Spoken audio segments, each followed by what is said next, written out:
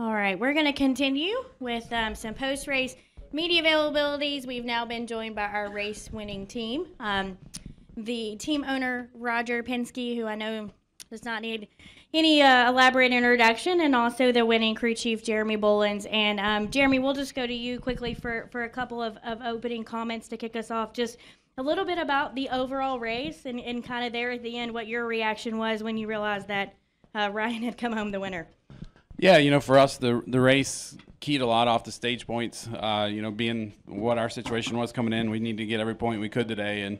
And so we made a play to win stage 2. And knew we had our work cut out for us to get back to the front because of that. But it just worked out. The play that we made panned out in the last stage. We had fresh tires at the end, and the cautions were working out for us to gain some track position. And we were in position, when those guys got together on the last lap that, I think since everybody first saw the track map, we said coming to the checker is going to be interesting, and it was, and it just worked out. We were in the right place at the right time. All right, and Roger, just your thoughts on kind of the first edition of the Roval and what you kind of thought of today's race.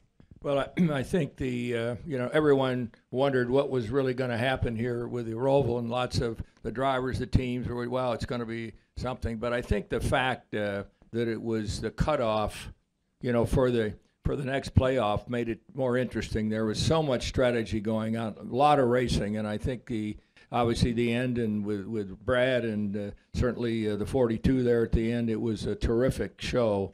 And I think that as the fans start to understand the strategy, because you can pit early, you can pit late. There's lots of things that, once we get that communicated out to our fan base, I think it's made a huge difference. And obviously we were very, very happy to see young Ryan win this race. So for me and for Marcus and the whole industry, I think, change is important for us. And this is something that I felt was good, and certainly I think at the end of the day people would vote that it was some race and some finish.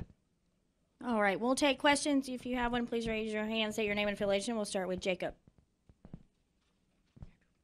Jacob Seelman, Speed Sport Magazine. For Roger, in 1976 you fielded a number 2 for Bobby Allison, and that year's Daytona 500 had a little bit of a similar finishes to what we saw.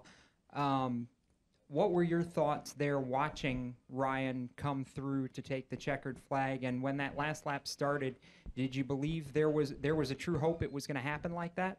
Well, I think we should go out and look at the right front fender on the 12 car, because when we had the mess down there in turn 1, he got into the 21 quite honestly, and we weren't sure. There was some talk that we might have a tire rub, but we just needed to finish those 3 laps. He was in great shape to make the next stage for the playoffs, and that's really what we were focusing on, getting those early points. I think Jeremy had a great call there, and then when we came in, we had plenty of fuel. So at the end of the day, it just the clouds kind of parted, and I hate to see Jimmy not being in the playoffs. To me, a champion like he is should be in, but on the other hand, I guess the 42's in, and he's one of the great young racers we have today. So overall, it's a great day, and Blaney's one of the superstars coming up. We're just glad that he's on our team. All right, Dustin, and then Peter. Dustin Long, NBC Sports. Roger, a little bit to your right, up over here. Sorry. You've been a track promoter. You've got the Detroit race. You talk about change is good. So this was something unique. Is this something, even with the new package coming up to help the ovals next year, is this something more tracks or the sport should look at, is kind of creating this type of environment, or can there be did this show that these cars can run on a street course like your Detroit course at some point? Well, I think that I say change is good. As we come back to some of these locations, maybe the second event or the first event is different. And, you could say you could almost run on the road course at Daytona. Think about it. I mean, there's plenty of places that try to utilize their facility for more than just one major event. So I think this will put a lot of the promoters their thinking caps on to determine what they can do. And I think it's change is good. And there's no question, as you saw the race build up, And as the drivers started to get better on the racetrack, the racing was very tough. I mean, and I think the fact, it was a little bit like our Cleveland race many years ago. You could see everything. A fan in the stand could see the cars, and that's really important. Most road races, you don't get to see that. So that's, I think, a bonus that we had here at Charlotte. Well, I guess if we can get big enough barriers, because if we had a full street course, I think it might be interesting. But I think that we got to look at that. I think there's somebody want to do that and put that on. It would be very interesting. But the difficult thing on a tight street course is the size of the pit lane. Typically, we're running 22 or 23 cars. You start getting 40 out there, and the size of the pits and what we have to do might be a little bit of a problem. But look, I think we can try anything. All right, Peter, and then Bob. You get a microphone in front. Go ahead. Peter Strada, TSJ Sports. For Roger, what's the significance of getting the 12 car into victory lane this year in its first full season?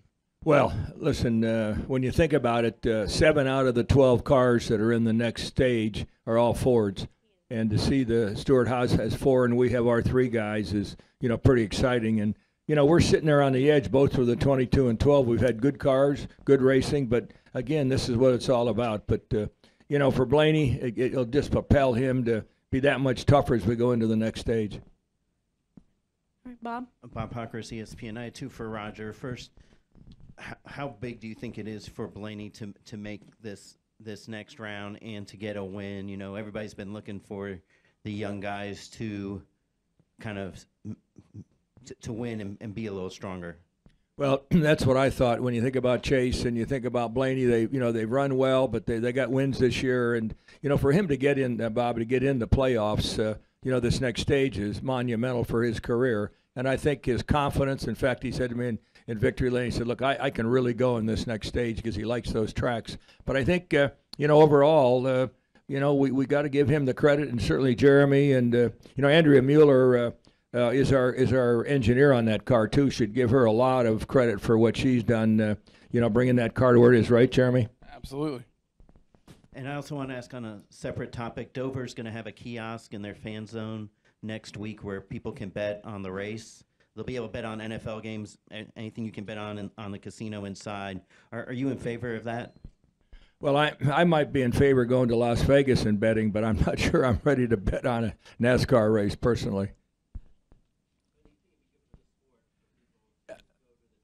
Bob, I can't really, it's not something I focused on at all. Obviously, they have the capability in Delaware because they've got the track, they have betting. I think that maybe for there it might work well, but, some states will allow it, some states won't. So I think it's something that the industry really has to focus on and determine whether it's something we should do. At this point, I don't really have, a position on it, and I don't know that's an option for us on a longer term. All right, Barry. Yes, Barry Richmond, WAKG, Piedmont Broadcasting Corporation. This question is for Roger.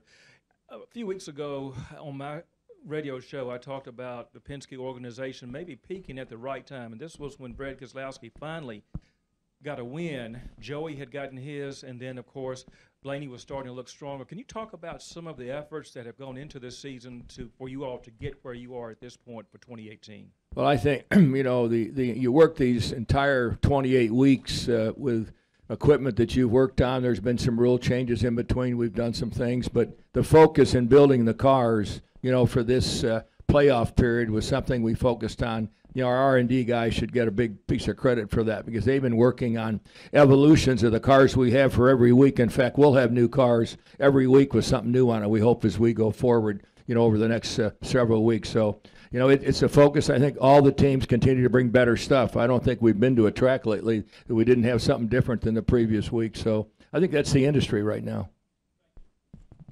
All right, any questions upstairs in the press box?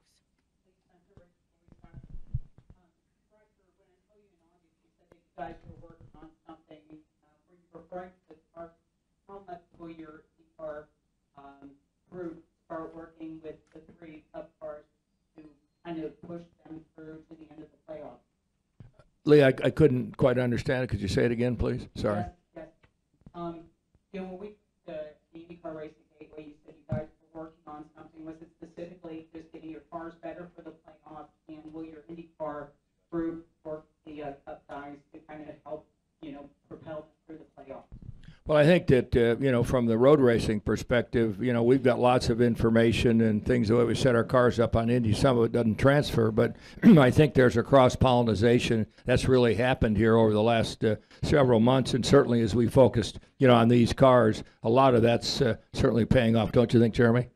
Yeah, absolutely. Everybody at the shops worked really hard the last few weeks, and the cars, like to Roger's point, the cars that we had here, there was a lot of effort that went into making these the best road course cars we could have, being the playoffs, and everything we've got coming down the pipeline, speedway cars, intermediate cars, short track cars. We're working really hard to make sure we're bringing the best stuff every week.